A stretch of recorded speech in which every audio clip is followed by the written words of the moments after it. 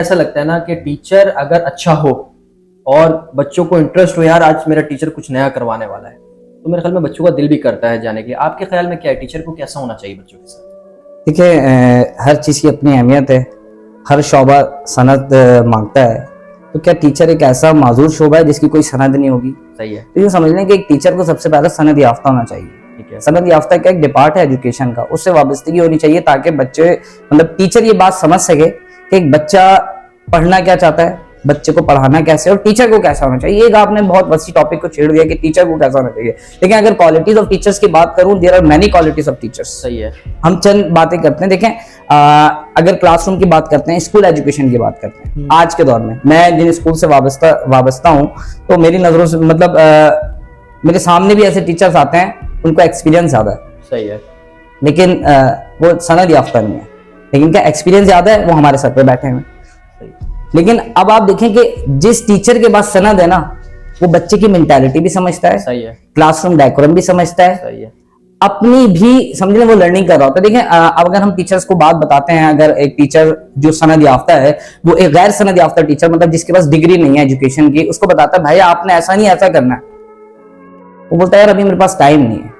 मिसाल के तौर पे एक वाकया है, छोटा सा एक मैं बात करूं, एक शख्स होता है और जॉब पे जा रहा होता है, ऑफिस जा रहा होता है, तो रास्ते में देखता है एक शख्स आरी से दरख्त काट रहा है। सही है। जब वो आरी से दरख्त काट रहा है, शाम को वापस आता फिर काट रहा होता है। सही है। बोलते हैं यार अभी तक तुम्हारा दरख्त नहीं कटा।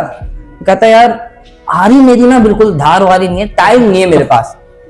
ऐसी टीचर की एक मिसाल है। सही सही। टीचर्स पढ़ाए जा रहा है, जब उसके खुद की लर्निंग की बात आ रही है ना, तो वो रुक रहा है। वो कह रहा है मेरे पास टाइम नहीं है सीखने का। आज का बच्चा जो आ रहा है ना, जो हमारी क्लास में, वो आपको ऑब्जर्व कर रहा है। हाँ, कि टीचर हमें पढ़ा, टीचर को वो ये भी जानता है कि टीचर हमें घुमा रहा है।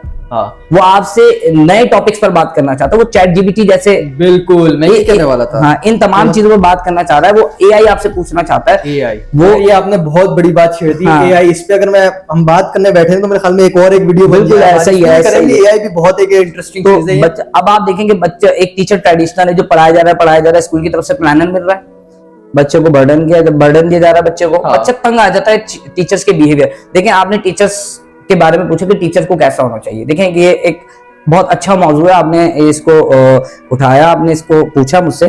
तो टीचर्स के लिए सबसे मेन इंपॉर्टेंट चीज जो है ना, वो इसका बिहेवियर। सही है। बहुत अशफाक अहमद साहब कहते हैं कि नेक इंसान वो है जो नोकदार चीज को गोल करे। हाँ। मतलब ताकि उसकी जात से किसी को नुकसान न पहुंचे। टीचर का बिहेवियर ही रूड है। बच्चा सवाल करने आ रहा है कि टीचर ये बताएं, मुझसे नहीं पूछो। ओ भाई, आपको सैलरी दी क्यों जा रही है? आपको हायर क्यों किया गया? अब जब बच्चे को इतना रूड आप बात करते रहेंगे, बच्चे में क्वेश्चन करने की सलाहियत खत्म हो जाएगी। जब क्वेश्चन करने की सलाहियत होगी, इट्स मीन कि आपने उसको तबाह कर दिया। उस बच्चे को आपने तबाह कर दिया। जब आपने उस बच्चे को तबाह कर दिया, जब सालाना रिजल्ट आता, पेरेंट्स को क्या बोलते हैं कि बच्चा नहीं पढ़ रहा है।